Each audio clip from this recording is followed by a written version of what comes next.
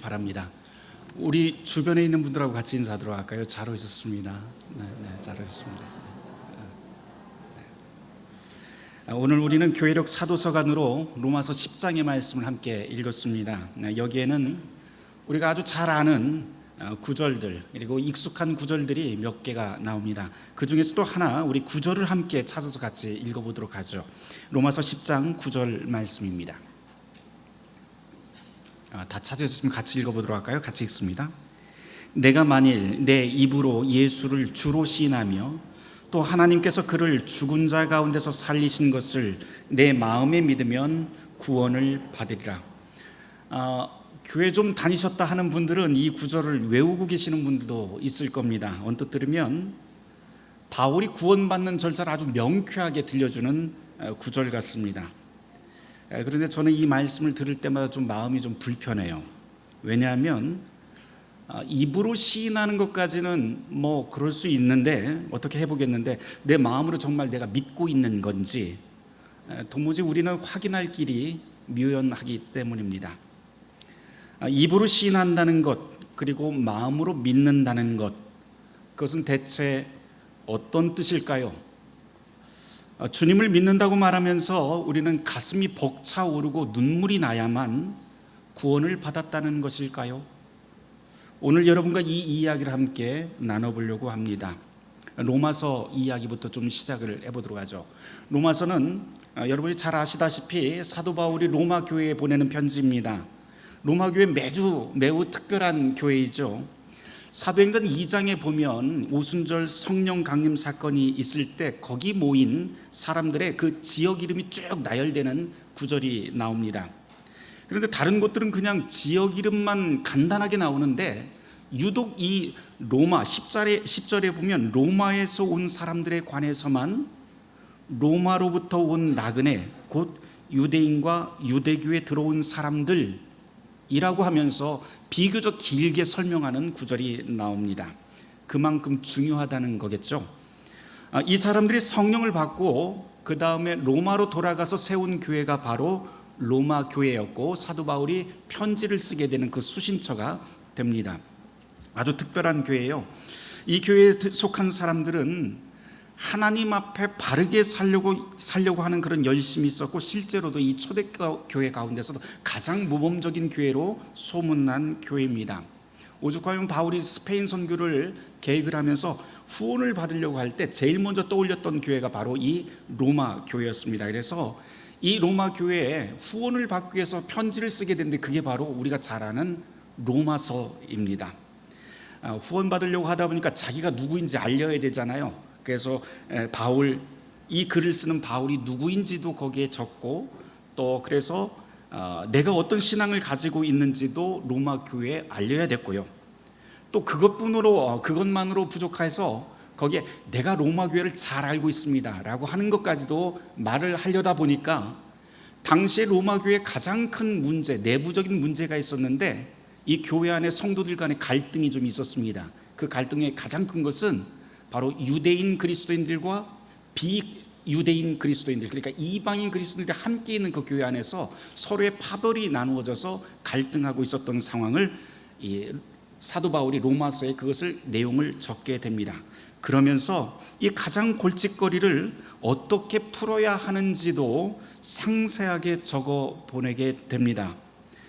로마서에 나와 있는 이 바울의 해법을 간단히 말하면 율법과 복음의 조화라고 할 수 있는데요. 이것을 위해서 로마서는 1장부터 차근차근히 빌드업해 나가면서 교리와 실제 삶이 어떻게 되어야 되는지를 설명해 나갑니다. 오늘 우리가 나눌 로마서 10장은요. 그 중에서도 하나님의 뜻을 과연 어디에서 찾을 수 있을까라고 하는 주제로 쓰인 장이 바로 이 로마서 10장입니다. 오늘 그 문제의 구절인 로마서 10장 9절 말씀 다시 한번 제가 보도록 할게요. 아주 간단하게 이야기하면 예수를 입으로 시인하고 마음으로 믿으면 구원받는다. 요 내용입니다. 이 구절만 떼어서 읽으면 아주 간단한 구원 공식이 됩니다. 그런데 이 유명한 구절은 사실 따로 떨어져 있는 것이 아니고 바로 앞 구절인 8절부터 시작을 하는데요. 거기를 한번 찾아보도록 하죠. 제가 한번 읽어볼게요. 로마서 10장 8절 말씀. 그러면 무엇을 말하느냐? 말씀이 내게 가까워 내 입에 있으며 내 마음에 있다 하였으니 곧 우리가 전파하는 믿음의 말씀이니라. 이 문장의 8절의 문장의 주어를 잘 한번 보세요. 내가 아닙니다. 말씀입니다. 내가 애써서 말씀을 찾아낸 것이 아니라 말씀이 먼저 와서 내 입에 그리고 내 마음에 자리 잡고 있다라고 사도 바울은 먼저 그 이야기부터 시작을 합니다. 그렇게 보면 이어지는 9절 말씀, 우리가 그 간단한 구원 공식이라고 이야기했던 그 9절 말씀은 너희들 예수를 주로 시인해, 너희들 예수를 마음으로 믿어라고 하는 그런 명령의 말씀이 아니라 설명이 됩니다. 너 지금 네 입에서 나오는 그 고백, 그리고 그거 네가 만든 게 아니야. 이미 너에게 주어진 말씀, 너에게 가까이 주어진 그 말씀이 너로 하여금 그렇게 고백하게 만들었어, 시인하게 만들었어 라고 하는 말씀이 됩니다. 그러면서 조금 더 올라가면은요, 이 중요한 말씀에 앞서서 이 바울은 신앙생활하면서 이런 거는 제발 하지 말아라 그러면서 두 가지를 또 지적을 하고 있어요. 그게 바로 앞 구절인 6절 7절 말씀입니다. 무엇을 말리고 있는지 한번 확인해 보도록 하죠. 두 가지를 금합니다. 누가 하늘에 올라가겠느냐 하지 말라, 첫 번째. 두 번째는 누가 무저갱으로 내려가겠느냐 하지 말라. 하늘로 올라가는 것과 땅으로 깊이 들어가는 것, 이거 하지 말라고 말립니다. 무슨 뜻일까요? 우리 이야기로 좀 바꿔볼 만합니다. 여러분들은 신앙생활하면서 하나님이 멀게 느껴질 때가 있을 텐데 그때 어떤 해법을 가지고 계시나요? 하나님이 멀리 있게 생각되고 하나님이 응답이 없는 것 같을 때, 그때는 우리는 평소에 안 하던 일들을 시작하게 됩니다. 기도의 자리를 찾고 또 성경을 처음부터 펴서 통독을 시작을 하고, 또 누군가는 금식하거나 시간을 내어서 또 기도원을 찾기도 합니다. 이런 모습들 정말 귀합니다. 이렇게 갈급한 마음으로 하나님을 찾는 것은 사실 의심할 여지 없이 자연스럽고 또한 우리가 지극히 권장할 만한 일들입니다. 그런데 문제는 그런 열심이 문제가 아니라 그 열심 가운데 나도 모르게 스물스물 올라오는 우리 속에서 생기는 독버섯이 문제입니다. 대표적인 게 신앙의 점수를 매기기 시작을 해요. 측정을 하기 시작합니다. 예를 들어서 그런 거죠. 기도 시간을 채우면서 마음 한구석에 이런 마음이 올라와요.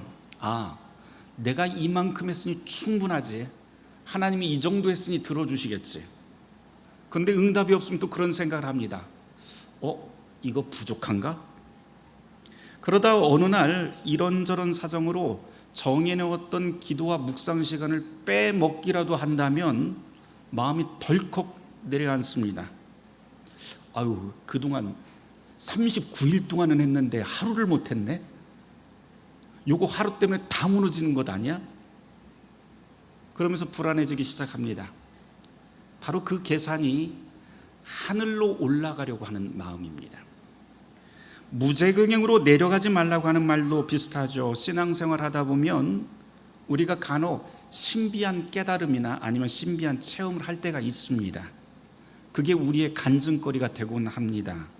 그런데 이것도 역시 문제는 그런 체험과 깨달음이 나의 기준이 되어서 세상을 보는 기준이 되어버릴 때 문제가 시작이 됩니다. 그러면서 그 기준으로 남들을 판단하기 시작을 합니다. 하나님이 저 위에 계시니 내가 쌓는 신앙의 공로만큼 가까워지고 못 쌓은 만큼 멀어진다고 하는 계산, 나는 남들 모르는 신비한 비밀을 알고 신비한 체험을 했다라고 해서 힘을 주는 교만, 이런 신앙의 태도는 본인을 지치게 하는 것으로 끝나지 않고요, 공동체를 해치는 칼이 되기도 합니다. 성경에서 우리에게 권하고 있는 기도, 금식, 자선, 봉사라고 하는 이 경건 생활의 목표는 아주 뚜렷해요. 그것은 본디 자기 영혼뿐만 아니라 공동체의 덕을 세우는 데 그 목표가 있습니다.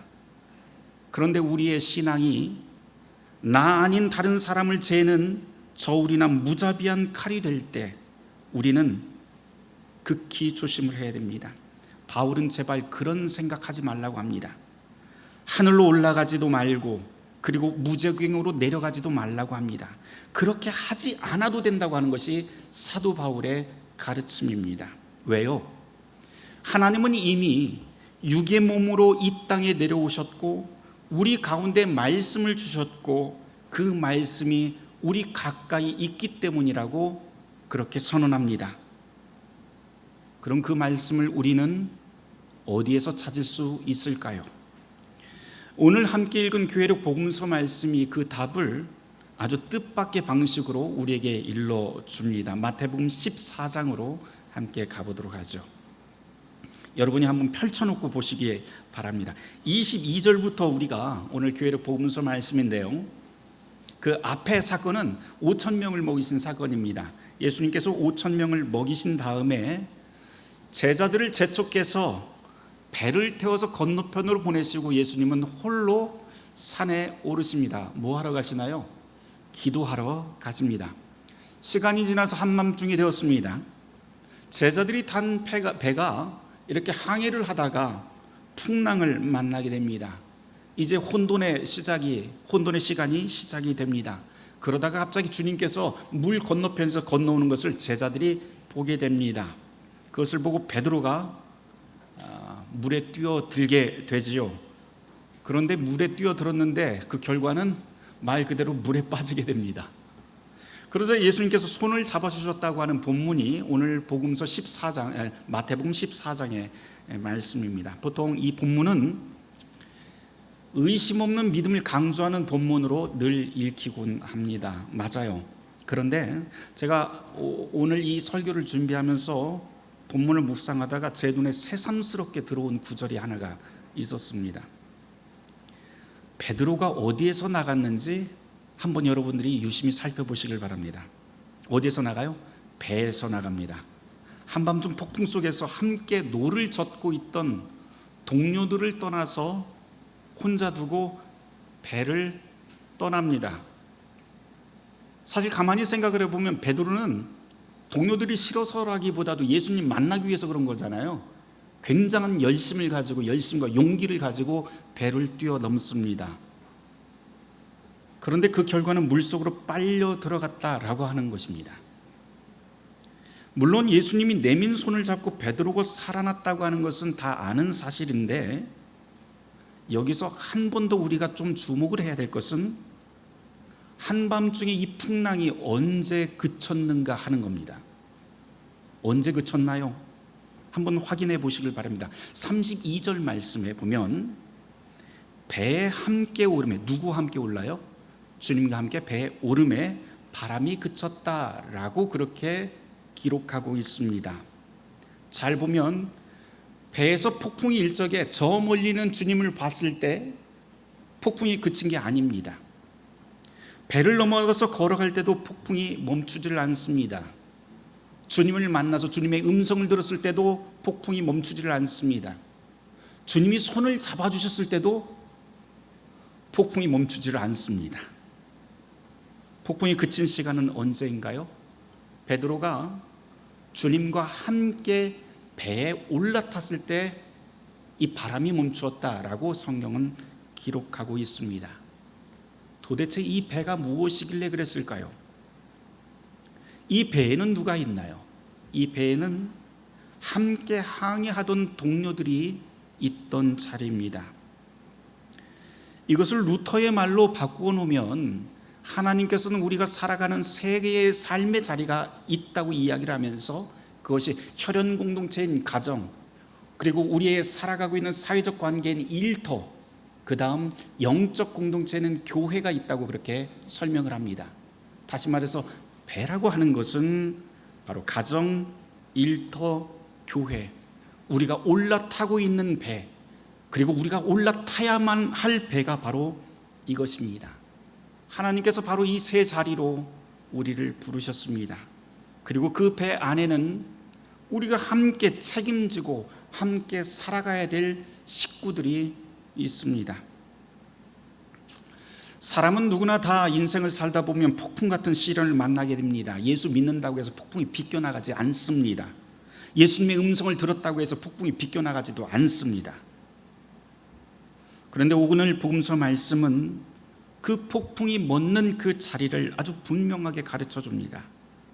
하나님의 아들이신 예수와 함께 배에 올라갔을 때 바로 폭풍이 멈춥니다.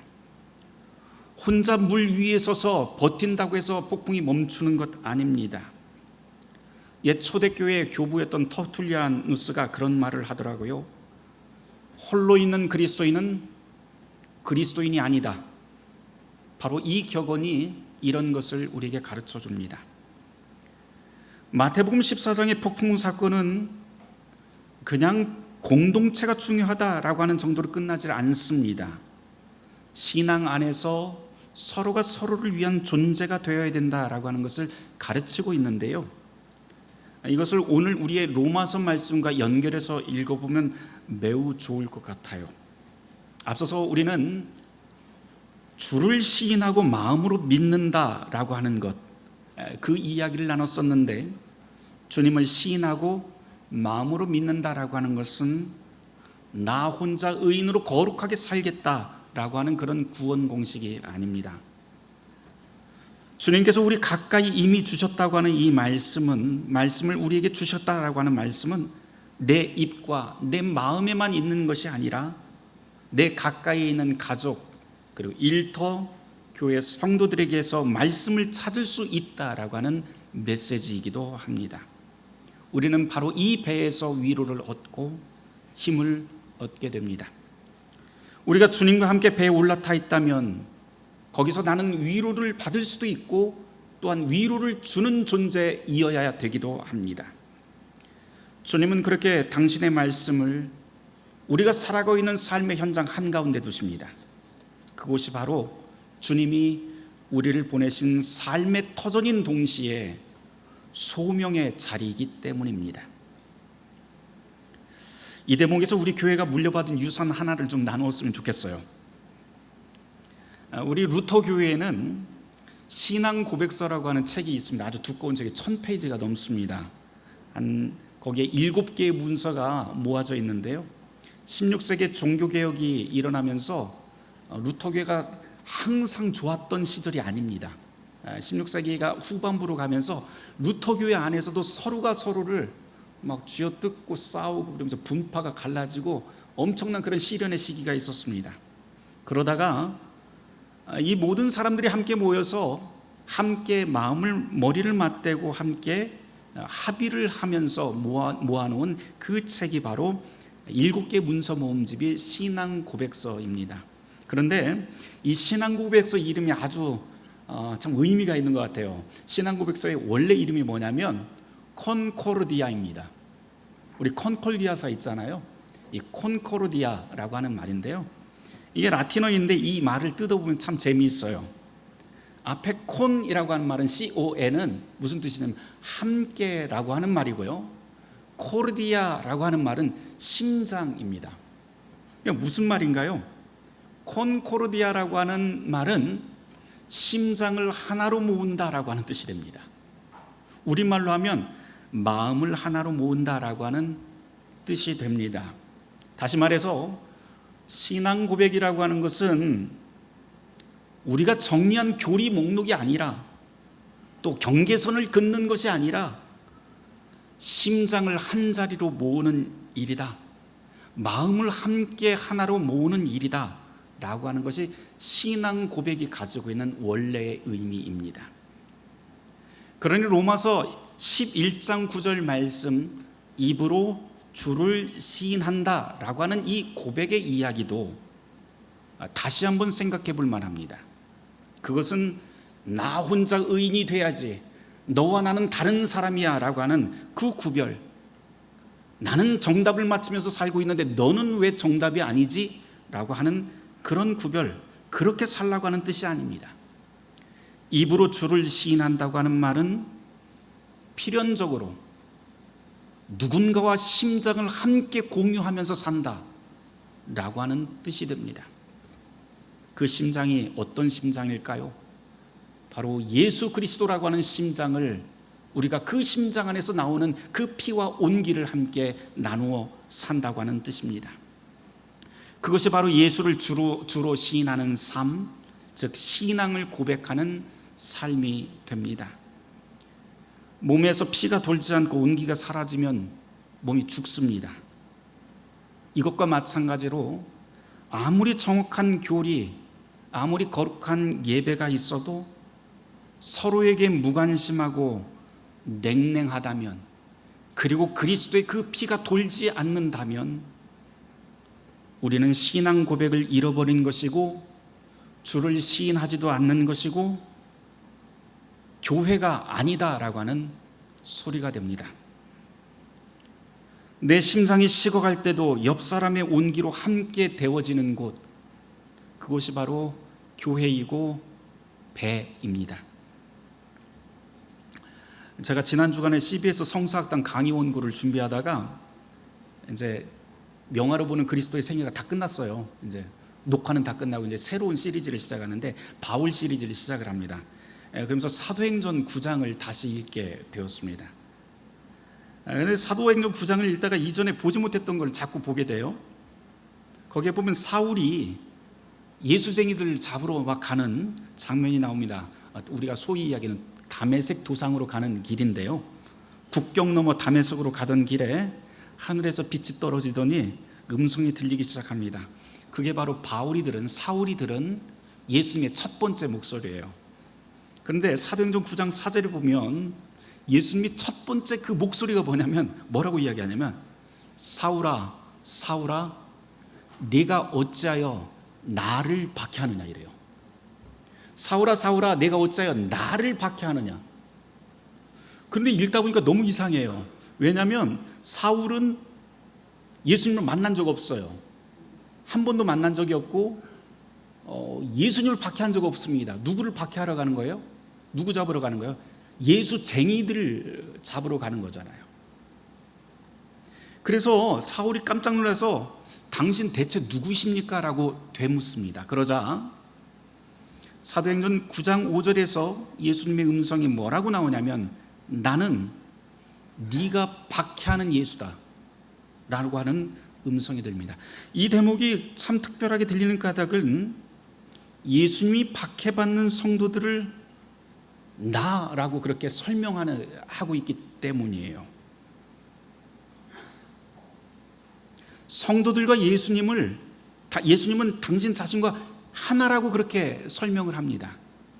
그래서 훗날 사도 바울이 이 체험을 떠올리면서 교회를 설명할 때 뭐라고 설명을 하냐면, 교회는 그리스도의 몸이다 라고 하는 설명의 그 근거가 바로 여기서 시작을 합니다. 우리는 그리스도와 한 몸이다 라고 하는 이 믿음이 단순히 입의 시인으로만 끝나지 않고 어떤 일들을 만들어내는지 사도행전 11장으로 가면 아주 특별한 사건들을 우리에게 보여주고 있습니다. 사도행전 11장 29절 여러분들이 한번 찾아서 눈으로 한번 확인해 보시길 바라요. 거기에 보면 안디옥 교회 이야기가 나와요. 그런데 안디옥 교회가 예루살렘 교회를 돕는 장면이 거기에 등장을 합니다. 그런데 이 안디옥이라고 하는 곳은 예루살렘에서 북쪽으로 한 500km 떨어진 그런 외국 도시입니다. 그 교회 교인들 예루살렘 사람들 아니에요. 유대인들 아니에요. 완전히 유대인들이 경멸하던 그런 이방인들로 만들어진 그 교회가 안디옥 교회입니다. 그러니 이스라엘과는 아무 상관없는 교회입니다. 그런데 이 이방인 교회가 예루살렘 교회에 흉년 들었다고 하는 소리를 듣고 힘을 다해서 돈을 모아서 부조를 하게 됩니다. 이게 1세기에 굉장히 낯선 일인 것은, 왜냐하면 고대 사회에서요, 다른 민족을 아무 대가 없이 돕는 이런 일은 거의 볼 수가 없습니다. 그런데도 불구하고 이 안디옥 교회 교인들이 힘을 다해서 돈을 모아서 흉년이 든 이 예루살렘 교회에 보내게 됩니다. 인종과 문화, 국가와 사상의 경계를 모두 다 뛰어넘는 이야기가 바로 여기에 아주 놀랍게 등장을 하게 됩니다. 정말 이상한 일이죠. 그런데 어떻게 이런 일이 가능했을까요? 그건 단 하나의 믿음 때문에 그랬던 거예요. 우리는 예수 안에서 한 믿음이다. 예수 안에서 우리는 한 몸이다라고 하는 이 굳은 믿음이 이 안디옥 교회에 있었기 때문에 이런 일이 가능했던 겁니다. 바로 이 고백이 저 멀리 떨어진 예루살렘 교회를 살리는 힘이 됩니다. 이게 본디 교회의 정신이고 이게 바로 그리스도인의 모습입니다. 그러니 나만 은혜 받고 우리 교회만 잘 되면 된다라고 하는 식의 말은 교회의 본래 정신에 어긋난 말이 됩니다. 더 특이한 것은 이 안디옥 교회에서부터 그리스도인이라고 하는 말이 외부 사람들에게 듣기 시작했다는 거예요. 바로 이것 때문에. 입으로 주를 시인하고 예수를 마음으로 믿는 일은 이렇게 나 혼자만의 일로 끝나지 않습니다. 마치 작디 작은 겨자씨가 자라나서 온갖 새들의 쉼터가 되듯 그렇게 성장합니다. 이것이 바로 예수를 주로 시인하고 마음으로 믿는 삶이고 바로 거기서 열리는 신앙의 열매입니다. 우리는 어떤가요? 저 자신과 우리의 교회 그리고 우리의 교단 한국의 교회를 오늘 이 말씀을 준비하면서 뼈아프게 좀 돌아보았습니다. 오늘의 말씀을 좀 정리합니다. 우리에게 말씀이 가깝습니다. 하늘까지 올라가지 않으셔도 됩니다. 바다 밑까지 내려가지 않아도 됩니다.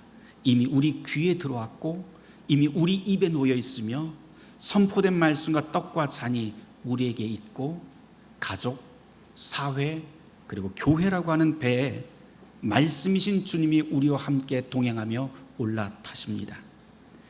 그러니 물이 차오르거든 그 이름 하나만 부르면 됩니다. 로마서 10장 13절 말씀, 누구든지 주의 이름을 부르는 자는 구원을 받으리라. 이 소리가 끝나기 전에 주님의 손이 먼저 와 있을 것이고 풍랑을 그치게 할 배, 주님의 심장으로 함께 살아가는 동료와 가족이 있는 자리로 저와 여러분을 우리의 주님께서 데려가 주실 것입니다. 사랑하는 성도 여러분, 바라기는 그 배에 함께 오른 우리들의 일상 하루하루가 모두 복된 삶이 되길 주님의 이름으로 축원합니다. 모든 지각에 뛰어난 하나님의 평강이 그리스도 예수 안에서 우리의 마음과 생각을 지키실 것입니다. 아멘. 오늘 말씀을 놓고 잠시 침묵하며 기도하도록 하겠습니다.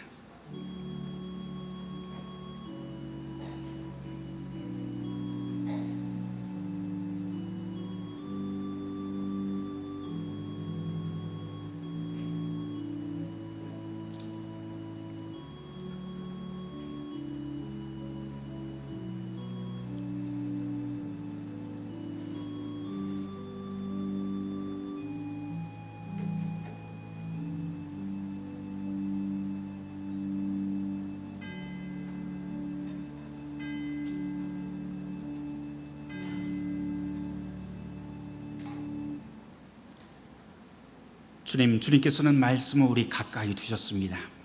홀로 있는 그리스도인으로 살지 않게 하시고 함께 살아가며 주님과 함께 당신이 우리에게 주신 그 소명의 자리에서 주님과 함께 동행하는 복된 삶을 살게 하여 주시옵소서.